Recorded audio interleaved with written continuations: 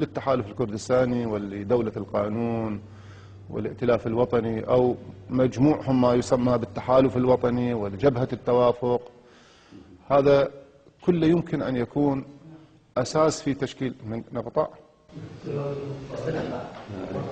الكهرباء العادية. هاي الكهرباء العادية لو مولد؟ ما عندنا مولد. الكهرباء الوطنية وعممنا نظام القطع.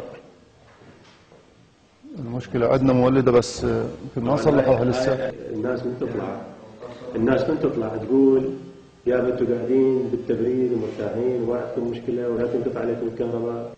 لا والله عم تنقطع أسوة بكل المناطق. الحديث احنا نتحدث ويا يعني أعلى رجل عنده أعلى سلطة بالبلد وتنقطع الكهرباء في ذلك. والله عمي أنا نام عندها أحيانا بالليل لا بنكب لها مبردة لأنه مقطوع الكهرباء والمولدة عاطلة. أمس كان عندي السفير الأمريكي الجديد، اجى هو ومساعد وزيرة الخارجية الأمريكية وجنرال وديرنا، اجى باعتبار هو استلم أمس